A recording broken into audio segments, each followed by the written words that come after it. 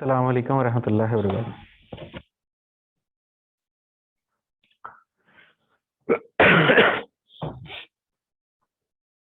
हमने कुछ अर्सा कबल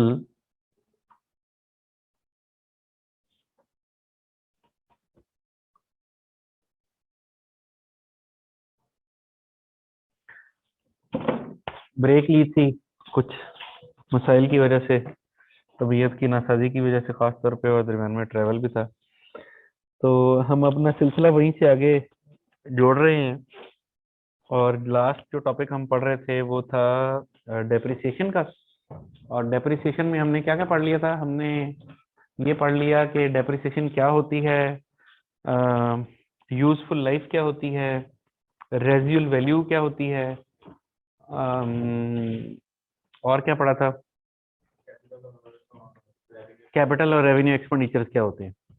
इसके अलावा हमने straight line method of depreciation कर लिया था। और बस मेरा ख्याल है यहीं तक बात पहुंची थी।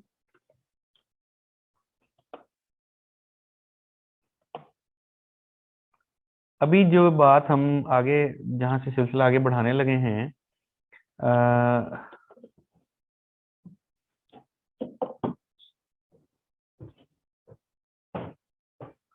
उसमें पहली चीज तो ये हमें देखनी थी, जो मैं जरा रिवीजन यहां से कर देता हूँ, वो थी स्ट्रेट लाइन।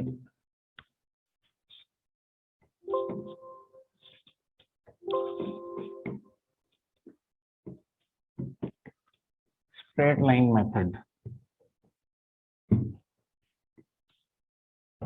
जिसमें हमने कहा कि cost less residual value divided by useful life कर दिया जाए तो हमारे पास डेप्रिसिएशन निकल आएगी। लेट्स से कॉस्ट है 1,00,000, रेजिडुअल वैल्यू है 20,000 और यूजफुल लाइफ है से 10 साल, तो हमारे पास जवाब आया 8,000 पर ईयर। तो सालाना 8,000 की डेप्रिसिएशन चार्ज हो जाएगी। पहला साल, दूसरा साल, तीसरा, चौथा, पांचवा, छठा, सातवां और आठवां। 10 साल हैं तो 9 और 10। तो पहले साल भी 8,000 डेप्रिसिएशन है, दूसरे साल भी 8,000 है, तीसरे साल भी 8,000 है, चौथे साल भी 8,000 है, and so on. That is why it is also called straight line, क्योंकि इसमें लाइन स्ट्रेट है। यानी अगर मैं ग्राफ बना दूं तो यहाँ पे अगर 8,000 है लेट से, तो ये पहले साल भी 8 है, दूसरे साल भी 8 है, तीसरे साल भी 8 है, चौथे साल भी 8 है, तो स्ट्रेट लाइन जा रही है। तो hence the name straight line method. इसके बरअक्स जो दूसरा मेथड है उसको बोलते हैं डिमिनिशिंग बैलेंस मेथड।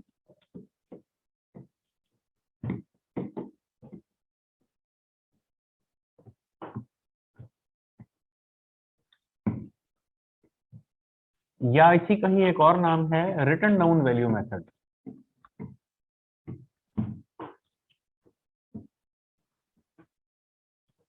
जिसको कि मैं अगर एब्रीविएट करूं तो WDV मेथड कह दूंगा। डिमिनिशिंग बैलेंस मेथड और स्ट्रेट लाइन मेथड की थ्योरेटिकली दोनों में फर्क ये है कि स्ट्रेट लाइन ये समझता है कि एक एसेट से हासिल होने वाले इकोनॉमिक बेनिफिट इक्वल होते हैं, लिहाजा उसकी डेप्रिसिएशन भी इक्वल होती है। जबकि एक एसेट से डिमिनिशिंग बैलेंस मेथड ये कहता है कि एक एसेट से हासिल होने वाले benefit over the life diminish हो रहे होते हैं, लिहाजा उसकी डेप्रिसिएशन भी डिमिनिश होगी। यानी वो एसेट शुरू में ज्यादा बेनिफिट दे रहा होगा, लिहाजा शुरू में ज्यादा डेप्रिसिएशन चार्ज होनी चाहिए, और बाद में कम बेनिफिट दे रहा होगा, लिहाजा बाद में कम डेप्रिसिएशन चार्ज होनी चाहिए। इस बात को समझें, अगर आप याद करें, हमने बहुत शुरू में पढ़ा था कि डेप्रिसिएशन हम चार्ज क्यों करते हैं, तो हमने उसके पीछे मैचिंग कॉन्सेप्ट एक रीजन बताई थी। मैचिंग कॉन्सेप्ट के तहत हमने कहा था कि चूंकि एक एसेट से हम जो बेनिफिट ले रहे होते हैं वो ओवर द लाइफ ले रहे होते हैं, लिहाजा उससे जो एक्सपेंस चार्ज करना है वो भी over the life he charge करना चाहिए। अब हम उसी मैचिंग में आगे बढ़ के ये कह रहे हैं कि अगर एक एसेट अपनी जिंदगी के शुरू के सालों में और आखिर के सालों में एक जैसे बेनिफिट दे रहा है तो डेप्रिसिएशन भी एक जैसी होनी चाहिए, स्ट्रेट।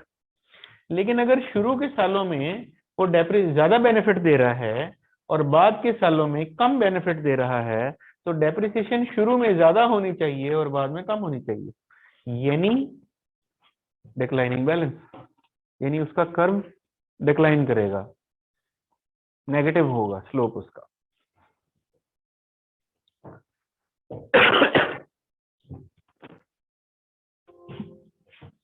इस मेथड में फिर हम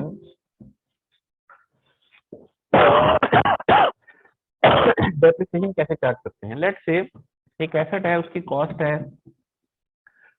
1 लाख और से उस पर डेप्रिसिएशन की परसेंटेज है 20%।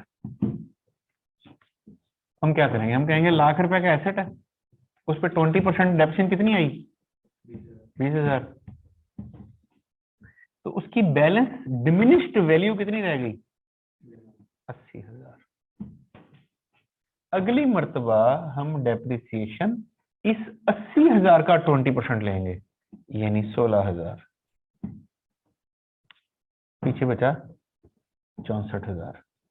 अगली मर्तबा हम 20% इस 64,000 का लेंगे, 12,800। पीछे बचा 50,000, 51,200। और अगली मर्तबा हम डेप्रिसिएशन 51,200 का 20% लेंगे। तो इस तरीके से हर साल डेप्रिसिएशन पहले से कम होती चली जाएगी। आप गौर करें, पहले साल डेप्रिसिएशन 20,000 है, दूसरे साल डेप्रिसिएशन 16,000 है, तीसरे साल डेप्रिसिएशन 12,800 है, और चौथे साल और कम हो जाएगी, और पांचवें साल और कम हो जाएगी, और छठे साल और कम हो जाएगी। तो डेप्रिसिएशन इस तरीके से हर साल कम होती चली जाएगी। इस मेथड को बोलते हैं डिमिनिशिंग बैलेंस मेथड। अगर आप गौर करें तो इसमें बैलेंस डिमिनिश हो रहा है, यानी पहले 1 लाख था, वो डिमिनिश होकर 80 रह गया, हमने फिर 80 को बुनियाद बनाया। अगली मर्तबा वो डिमिनिश होके 64 रह गया, फिर हमने 64 को बुनियाद बनाया। अगली मर्तबा वो डिमिनिश होके 51,000 हो गया, हमने 51,000 को बुनियाद बनाया। That is why the name is diminishing balance. और जो दूसरा नाम है रिटर्न डाउन वैल्यू, वो भी इसी वजह से है। रिटर्न डाउन का मतलब होता है किसी चीज को कम कर देना। तो हमने लाख रुपए को कम किया तो वो कितना हो गया, 80,000 हो गया। 80 को मजीद कम किया तो वो 64 हो गया, 64 को मजीद कम किया तो वो 51,000 हो गया। यानी हर मर्तबा डेप्रिसिएशन कम हुए हुए बैलेंस पे चार्ज हो रही है, डिमिनिश्ड बैलेंस पे चार्ज हो रही है। इसलिए इसको डिमिनिशिंग बैलेंस या WDV मेथड या रिटर्न ऑन वैल्यू मेथड कहा जाता है। इस मेथड में शुरू के सालों की डेप्रिसिएशन ज्यादा होगी और बाद के साल की डेप्रिसिएशन कम होगी। डेप्रिसिएशन तो उतनी ही होनी है जितनी होनी है, लेकिन शुरू में ज्यादा चार्ज होगी और बाद में कम चार्ज होगी। अब अगर आप गौर करें तो यहां मैंने डेप्रिसिएशन की एक परसेंटेज दी थी, ये कैसे निकलती है ये इसमें अहम बात है। यानी हम ये कैसे तय करेंगे कि डेप्रिसिएशन 20% ही लेनी है, 25 क्यों नहीं लेनी, 30 क्यों नहीं लेनी। ये रेट कैसे निकालते हैं ये अभी हम बात कर रहे हैं। Rate of depreciation diminishing balance method में।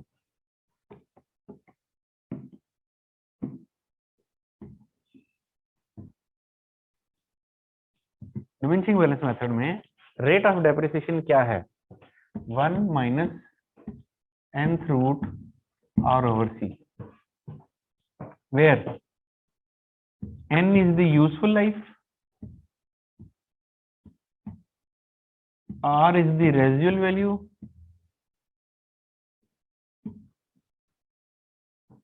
C is the cost या initial value,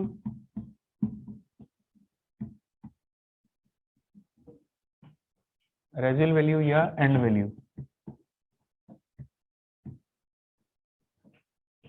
n is the useful life। तो इससे जो जवाब आएगा वो रेट ऑफ डेप्रिसिएशन बन जाएगा। मसलन अभी हम एक एग्जांपल लेते हैं, कॉस्ट है लेट से लाख रुपया, रेजिडुअल वैल्यू है लेट से 5,000 रुपया, यूजफुल लाइफ है फर्ज कर लीजिए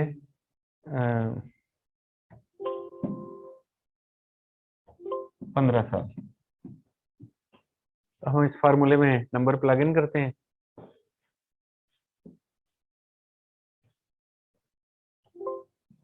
one minus 15th root are है 5000, 5000 डिवाइडेड बाय 1 लाख। इसको हल कर दें 18.1%। तो 18% हमारा रेट ऑफ डेप्रिसिएशन निकला है। अब हम क्या करेंगे, हर साल 18.1% डेप्रिसिएशन चार्ज करते रहेंगे यहां तक के जब 15 साल खत्म होंगे तो एसेट कितनी वैल्यू पे खड़ा होगा, 5000 रुपए पे। ये बात हम साबित करके देखते हैं।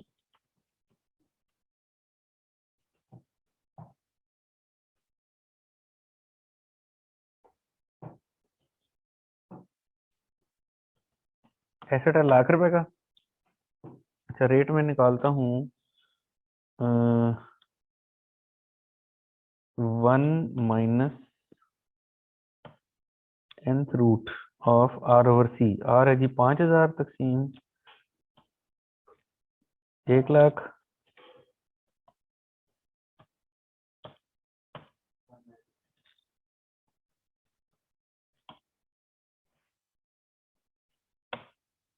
ये आ गया रेट हमारे पास 18.10।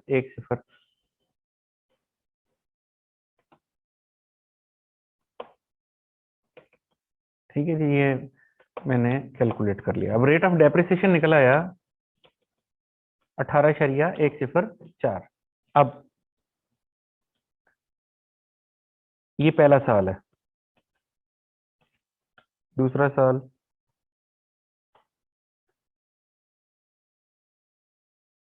पंद्रह साल। पहले साल 1 लाख का 18% लूंगा तो ये डेप्रिसिएशन आ जाएगी।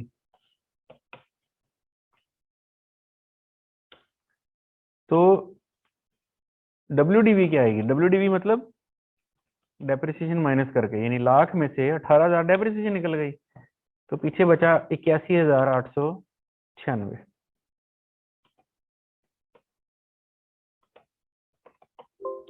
ठीक है, ये इसकी ओपनिंग वैल्यू है। इतनी डेप्रिसिएशन इस दफा हुई, इतनी इसकी WDV क्लोजिंग हो गई। अगले साल क्या नंबर लूंगा मैं, 81,000। और अब 81,000 का 18% लूंगा, इस दफा डेप्रिसिएशन आएगी 14,826 और बैलेंस वैल्यू कितनी बचेगी, 67,000। नेक्स्ट टाइम मैं 67,000 का 18% लूंगा और पीछे वैल्यू बचेगी 57,000। ठीक है, मैं कॉपी पेस्ट कर रहा हूँ ताकि एक ही दफा फार्मूला लग जाएगा सारा।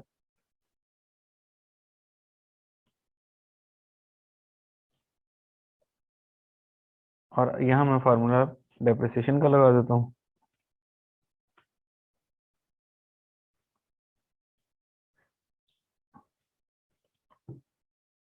बारह हजार, फिर 9,000, फिर 8,000, फिर 6,600, फिर 5500। डिडक्शन हर दफा कम होती चली जाएगी।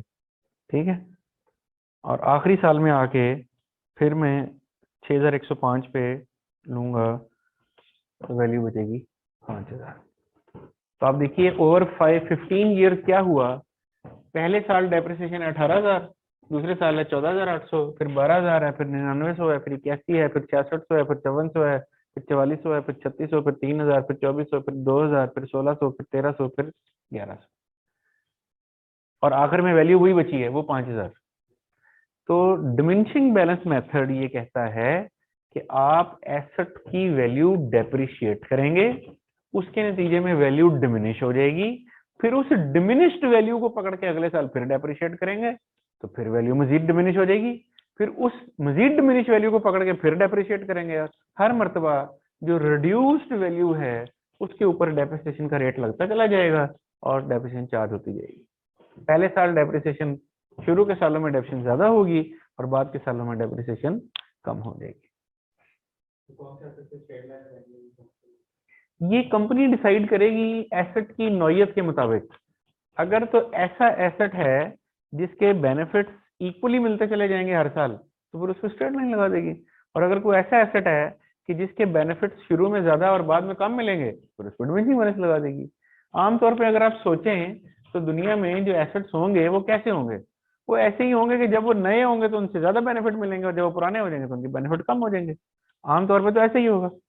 मिसाल के तौर पे आपने आपने एक रेंटे कार बनाया है, आपने गाड़ी खरीद ली है। जब गाड़ी नई होगी तो वो ज्यादा रेंट पे चढ़ेगी, और जब जैसे जैसे गाड़ी पुरानी होती जाएगी वैसे वैसे उसका रेंट घटता जाएगा, क्योंकि वो कहेगा भाई अगर मैंने 15,000 ही देना है तो इतने में तो नई गाड़ी मिल जाती है, तो मैं तुम्हारी 3 साल पुरानी गाड़ी क्यों किराए पे लूँ? तो फिर आपको 15 की जगह 12,000 का रेट लगाना पड़ेगा।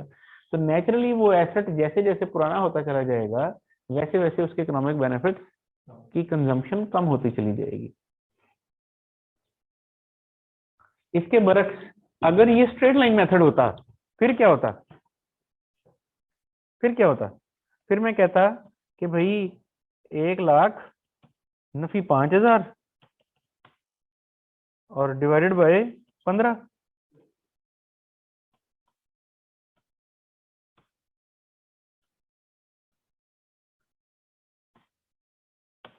तो 6,333 एक साल की डेप्रिसिएशन निकल आती। मैं जरा इसी को कॉपी करता हूँ और दोबारा से स्ट्रेट लाइन में करके दिखा देता हूँ। यहाँ डेप्रिसिएशन होती 6,333 और बस यही होती।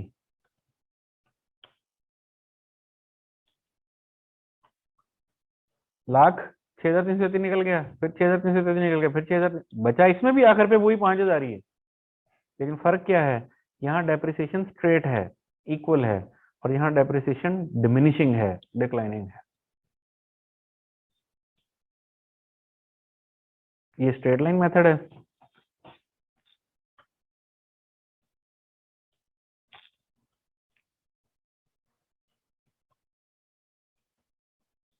और ये डिमिनिशिंग बैलेंस मेथड। अच्छा, एक और बात देखिए, डिमिनिशिंग बैलेंस मेथड में मैंने रेट ऑफ डेप्रिसिएशन परसेंटेज में निकाला है, लेकिन यहाँ नहीं निकाला मैंने। मैं चाहता तो यहाँ भी निकाल सकता था।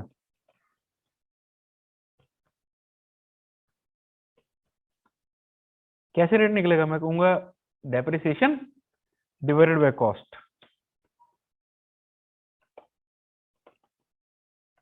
6,33। सो स्ट्रेट लाइन मेथड में रेट किस तरह निकलेगा? Depreciation divided by cost, 6,33%। अब हर साल मैंने 6,33% किसका लेना है? कॉस्ट का। डिमिनिशिंग बैलेंस मेथड में मैंने परसेंटेज किस पे लगानी है? डिमिनिशिंग बैलेंस पे, डब्ल्यूडीवी पे। तो इसमें मैं डब्ल्यूडीवी पे रेट लगा रहा हूँ और इसमें मैं कॉस्ट पे रेट लगाऊंगा। ये दोनों का फर्क है।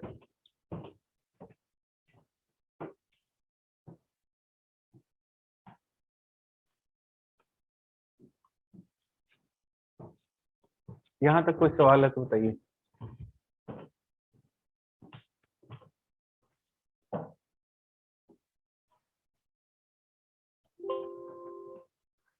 फिर एक मेथड है, उसका नाम है यूनिट ऑफ आउटपुट मेथड।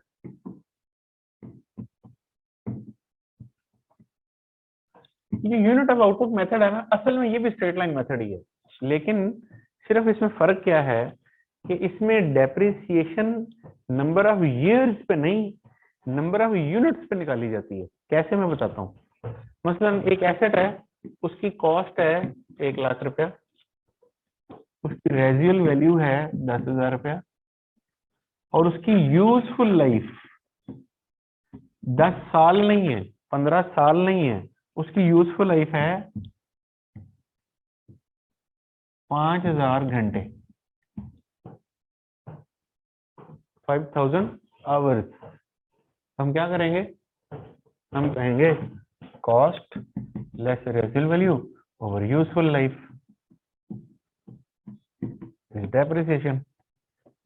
1,00,000 रुपया नफी 10,000 डिवाइडेड बाय 5,000। तो जवाब क्या आया? 1,00,000 नफी 10, 90,000, 90,000 तकसीम 5,000 इज इक्वल टू 18,000, 18 रुपए, 18 रुपए, 18 रुपए पर आवर। ये डेप्रिसिएशन निकले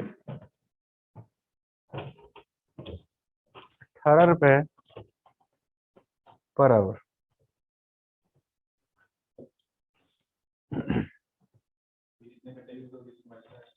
अब अगर पहले साल ये एसेट 100 घंटे इस्तेमाल हुआ है तो 100 रुपये 1800 की डेफिनेशन आ जाएगी। अगले साल 1000 घंटे इस्तेमाल हुआ है तो 1000 रुपये 18,000 रुपये डेप्रिसिएशन आ जाएगी। उससे अगले साल अगर इस्तेमाल ही नहीं हुआ है तो कोई डेप्रिसिएशन नहीं आएगी। यानी यूनिट ऑफ आउटपुट मेथड में नंबर ऑफ यूनिट्स की बुनियाद पर डेप्रिसिएशन कैलकुलेट की जाती है। फी घंटा 18 रुपए या फी यूनिट 18 रुपए, ये जो भी आपका मेजरिंग यूनिट है, वो मीटर भी हो सकता है, वो किलोमीटर भी हो सकता है, वो यूनिट भी हो सकता है, वो घंटा भी हो सकता है ना। वो जो भी आपका मेजरिंग यूनिट है उन नंबर ऑफ यूनिट्स पर डिवाइड कर देंगे तो आपके एसेट की लाइफ निकल आएगी। देखिए आपके एसेट की लाइफ आमतौर पर कैसे होती है, या वो घंटों में होती है या वो यूनिट्स में होती है। मसलन मैं कहूंगा जनाब ये एक मशीन है, इससे 50,000 यूनिट बनाए जा सकते हैं, उसके बाद ये मशीन फारग हो जाएगी, उसकी लाइफ है 50,000 यूनिट। या मैं कहूंगा जनाब ये एक मशीन है, ये 25,000 घंटे चलेगी, उसके बाद फारग हो जाएगी। अब यूनिट आप थोड़े बनाए ज्यादा बनाए, ये 25,000 घंटे चलेगी, इसका मतलब उसकी लाइफ 25,000 घंटे है। जैसे एक फिल्टर होता है, वाटर फिल्टर, उसकी लाइफ क्या होती है कि कितने लीटर पानी वो फिल्टर करेगा। तो वो कहेगा जनाब ये एक वाटर फिल्टर है, इससे 10,000 लीटर पानी फिल्टर किया जा सकता है, उसके बाद फिल्टर बदलना पड़ेगा, फिल्टर खत्म हो जाएगा। इसका मतलब उसकी लाइफ क्या है 10,000 लीटर। अब आपने अगर पहले साल उसमें से 1000 लीटर फिल्टर कर लिया है तो 1000 लीटर की डेप्शन चार्ज कर देंगे। अगर अगले साल आपने 5000 लीटर फिल्टर कर लिया तो 5000 लीटर की डेप्शन चार्ज कर लेंगे। तो यूनिट ऑफ आउटपुट मेथड में आप डेप्रिसिएशन पर यूनिट या पर आवर या पर किलोमीटर निकाल लेते हैं, और फिर जितना वो मशीन चलती है उतनी उसकी डेप्रिसिएशन चार्ज कर ली जाती है। ये वो वाहिद मेथड है जिसमें डेप्रिसिएशन जीरो भी हो सकती है। यानी एक आम स्ट्रेट लाइन में या डिमिनिशिंग बैलेंस में एसेट अगर इस्तेमाल नहीं भी हुआ तो डेप्रिसिएशन चार्ज होगी। जिस तरह अभी मैंने आपके सामने रखा, मसलन फर्ज कीजिए कि तीसरे साल में आके, तीसरे साल में, ये तीसरा साल है, तीसरे साल में आके आपका एसेट इस्तेमाल ही नहीं हुआ, पूरा साल एसेट बंद पड़ा रहा। कोरोना आ गया और कोरोना की वजह से फैक्ट्रियां पूरा साल बंद पड़ी रही। स्ट्रेट लाइन में 6,333 की डेप्रिसिएशन चार्ज फिर भी करेंगे, डिमिनिशिंग बैलेंस में 12,142 की डेप्रिसिएशन चार्ज फिर भी करेंगे। डेप्रिसिएशन चार्ज होती रहेगी भले एसेट इस्तेमाल हो रहा है या नहीं हो रहा है। क्यों? क्योंकि उसकी लाइफ खत्म हो गई है। आपने कहा था कि इस एसेट की लाइफ है 15 साल, दरमियान में एक साल आपने इस्तेमाल नहीं किया तो उसकी लाइफ 15 ही साल है, वो एक साल खत्म हो गया, उस एक साल की डेप्रिसिएशन फिर भी चार्ज की जाएगी। लेकिन straight line method, sorry, unit of output method में अगर एसेट इस्तेमाल नहीं हुआ तो फिर कोई डेप्रिसिएशन चार्ज नहीं होगी, क्योंकि जब एसेट इस्तेमाल ही नहीं हुआ तो कोई घंटे चले ही नहीं, जब घंटे चले ही नहीं तो फी घंटा डेप्रिसिएशन चार्ज ही नहीं होगी। डेप्रिसिएशन तो वही 18 रुपए पर आवर, और अगर आवर जीरो है देयर इज नो डेप्रिसिएशन। तो यूनिट ऑफ आउटपुट मेथड वो वाहिद मेथड है जिसमें डेप्रिसिएशन जीरो हो सकती है अगर एसेट इस्तेमाल ना हो रहा हो तो। बाकी के मेथड्स में depreciation will continue to be charge.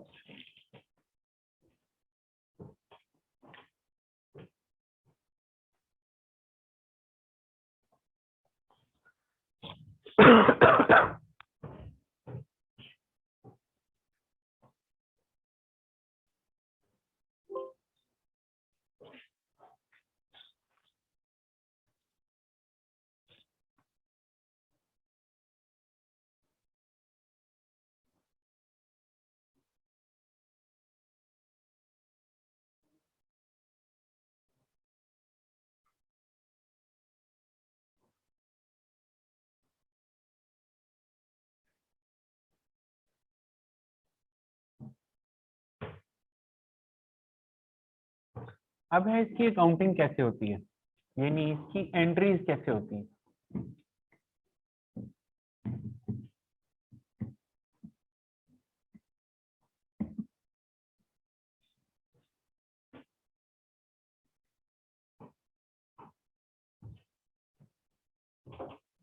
मैं आपको एग्जाम्पल से फिर याद कराऊंगा।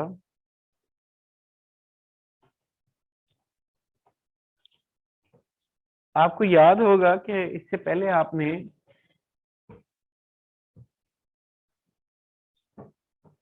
बैडेट्स का चैप्टर जब पढ़ा तो एक नया अकाउंट सीखा था, प्रोविजन फॉर बैडेट्स। वो प्रोविजन फॉर बैडेट असल में क्या था? वो नेगेटिव रिसीवेबल था। हमने ये कहा कि यार दरअसल हम रिसीवेबल ही क्रेडिट कर रहे हैं, लेकिन रिसीवेबल के अकाउंट को डायरेक्ट क्रेडिट करने के बजाय एक नए अकाउंट में जाके हम नेगेटिव बैलेंस खड़ा कर रहे हैं। अगर ये बात आपके जहन में मौजूद है तो डेप्रिसिएशन में भी फिर वही थ्योरी हम इस्तेमाल करेंगे। हमने एक एसेट खरीदा तो क्या एंट्री डालेंगे? हम कहेंगे मिसाल के तौर पे मशीन डेबिट लाख रुपए से टू बैंक क्रेडिट लाख रुपए से। अब फर्ज करें कि इसकी डेप्रिसिएशन है 6,333 रुपए। ये चले मैं आसान कर लेता हूँ, लाख रुपया लेस रेजुअल वैल्यू 10,000 तकसीम उसकी यूजफुल है 5 साल लेट से, तो 18,000 रुपया पर ईयर डेप्रिसिएशन आ गई। अब मैंने मशीन खरीदी है लाख रुपए की, साल बाद मुझे डेप्रिसिएशन चार्ज करनी है, तो मैं लिखूंगा डेप्रिसिएशन एक्सपेंस डेबिट 18,000 से टू मशीन क्रेडिट 18,000 से। भाई मशीन की वैल्यू कम कर रहा हूं ना, मैं कह रहा हूं भाई देखो मेरे पास मशीन थी लाख रुपए की, वो 18,000 से डेप्रिशिएट हो गई है, उसकी वैल्यू 18,000 से कम कर दो। तो एक तरीका तो ये है कि मैं मशीन को क्रेडिट कर दूं, एक तरीका ये है कि मैं एक नया अकाउंट खोलूं, मैं एक नया अकाउंट खोलूं और उसका नाम रखूं accumulated depreciation।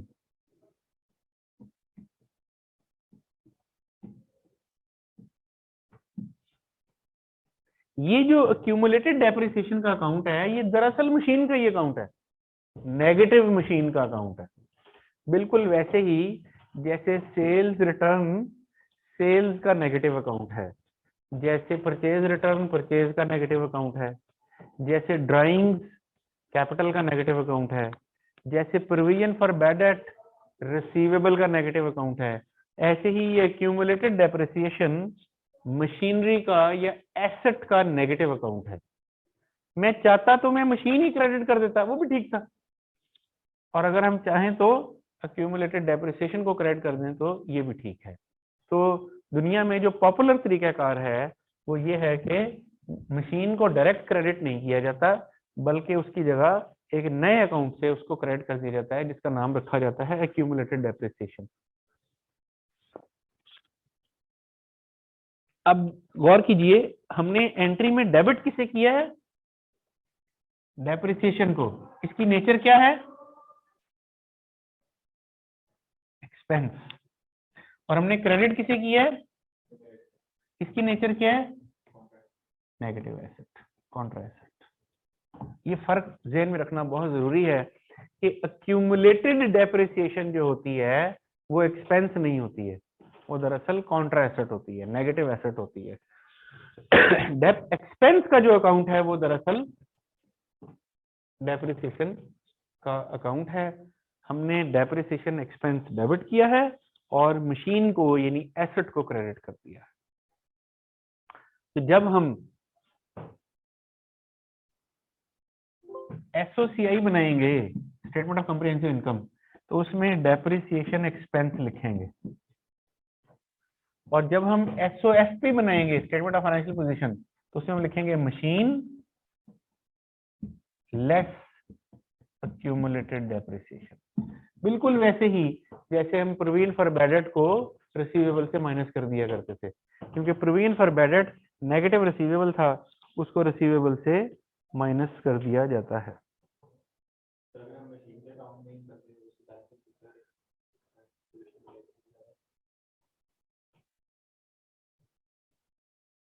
सॉरी, वही होगी जी, ऐसी ही है, वही होगी। अभी करके दिखाता हूँ।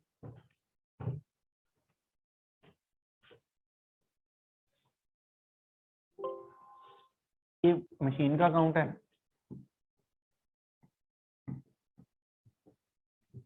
ये डेप्रिसिएशन अकाउंट है,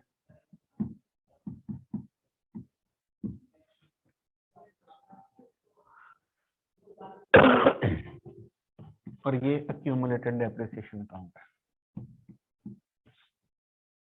आपने नई मशीन खरीदी, क्या एंट्री डाली? मशीन डेबिट, बैंक क्रेडिट, ₹1,00,000 से।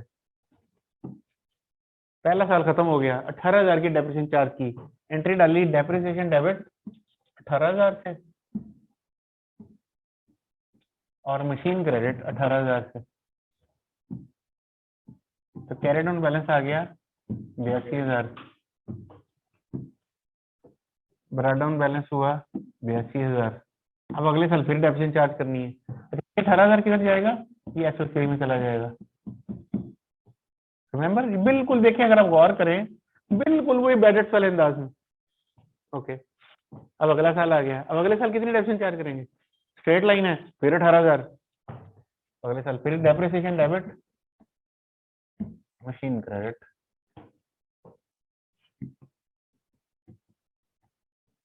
तो कैरिड ऑन बैलेंस क्या निकलेगा? 64,000, और अगले साल ब्रॉड डाउन हो गया। ये एक तरीका है।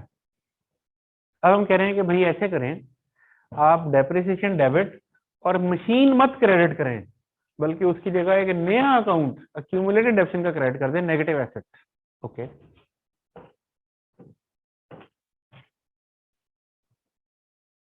अब मैं ऐसे बनाता हूं कि मशीन और एक्यूमुलेटेड का अकाउंट बनाता हूं। ये मशीन अकाउंट है, दोबारा से बना रहा हूं मशीन अकाउंट, तो ये accumulated depreciation on machine account. Okay, so machine खरीदी ₹1,00,000 से, मशीन डेबिट, बैंक क्रेडिट। फिर साल बाद डेप्रिसिएशन चार्ज की 18,000, तो depreciation expense debit, depreciation expense debit, और accumulated depreciation credit. Carried on balance इधर कितना आ गया? 18,000, और इधर कैरिड ऑन बैलेंस कितना आ गया? ये ब्रॉड डाउन हो गया ₹1,00,000 अगले साल, और ये ब्रॉड डाउन हो गया 18,000 अगले साल। अब जब मैं एसओसीआई बनाऊं, एसओएफपी बनाऊंगा, तो मैं लिखूंगा machine cost ₹1,00,000 less accumulated depreciation 18,000, WDV आ गई 82,000। अगर मैंने ये एक्यूमुलेटेड का अकाउंट ना बनाया होता तो भी तो जवाब 82,000 ही आना था। जवाब तो 82,000 ही आना था, चाहे आप एक्यूमुलेटेड का अकाउंट बनाएं या ना बने, रिजल्ट एक ही आना था। फिर बनाने से फायदा क्या हुआ? फायदा ये हुआ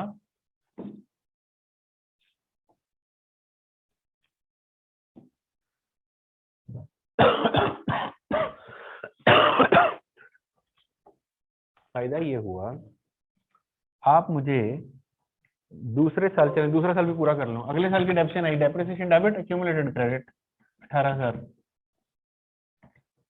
कैरेट बैलेंस आ गया 36,000, और इधर कैरेट बैलेंस आ गया 1,00,000। अब आप एसओएफपी बनाएंगे, आप लिखेंगे कॉस्ट है 1,00,000, एक्यूमुलेटेड डेप्रिसिएशन है 36,000, नेट है 64,000। अगर आप ये एक्यूमुलेटेड ना बनाते तो फिर भी 64,000 ही था। फर्क क्या है? फर्क ये है, जरा आप मुझे इस ऊपर वाले डेटा को देख के, ये दूसरा साल है, ये दूसरा साल है,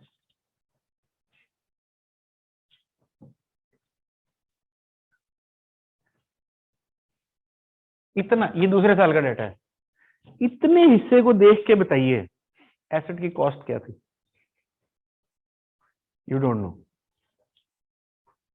क्योंकि अकाउंट 82,000 से शुरू हुआ, which is not cost, which is WDV, और अकाउंट 64,000 पे खत्म हो गया है, which is not cost, you don't know the cost. अगर मैं आपसे पूछता हूं बताएं इस एसेट की कॉस्ट कितनी है, तो आप नहीं बता सकते, लेजर देख के नहीं बता सकते। तो आप क्या करेंगे, आप इस एसेट के पुराने बिल निकलवाएंगे और फर्ज करेंगे, यहाँ सवाल में दूसरा साल है, फर्ज करें इस एसेट को 12वां साल है, तो आप 12 साल पुराना रिकॉर्ड निकलवाएंगे। आप कहेंगे जा भाई स्टोर में घुस जा, 1992 का रिकॉर्ड ढूंढ के लाई, एसेट हमने कितने का खरीदा था। You don't know the cost. लेकिन अगर आप इस मेथड में खड़े हैं, ये दूसरा साल है,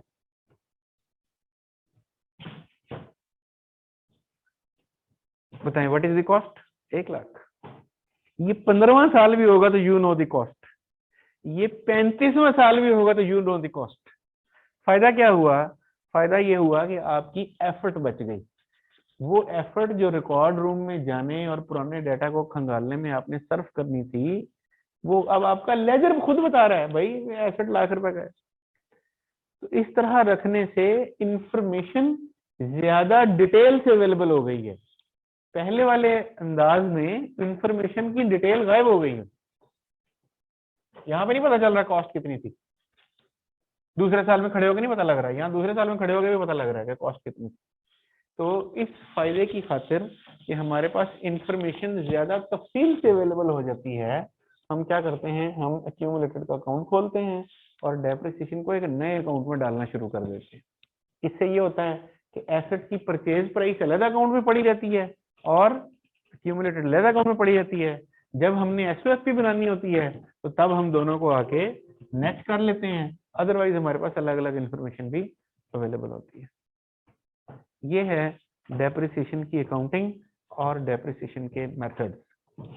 इसके अलावा भी एक आधा मेथड है, लेकिन वो कोई वाइडली एप्लीकेबल नहीं है, सम ऑफ डिजिट मेथड कहते हैं, उसको फिलहाल हम इग्नोर कर रहे हैं और ये इस तरीके से इसकी अकाउंटिंग की जाती है। तो अब आप ये कीजिएगा कि ये देखें रिड्यूसिंग बैलेंस मेथड का ये फार्मूला दिया हुआ जो मैंने ऑलरेडी आपको बता दिया। अब आप ये एग्जांपल 8 कीजिएगा, एग्जांपल 9 कीजिएगा, एग्जांपल 10 कीजिएगा। ये सम ऑफ डिजिट को इग्नोर कर दीजिएगा, इसकी एग्जांपल भी इग्नोर कर दीजिएगा और बस यहाँ तक। लेजर तो हर केस में बनने हैं, लेकिन लेजर तो हमेशा ही बनते हैं, ठीक है। तो ये थोड़ी सी मैंने आपको एग्जांपल्स दिए, ये कर लीजिएगा और फिर इसकी अकाउंटिंग जो है वो अभी वो कहाँ है इसकी अकाउंटिंग,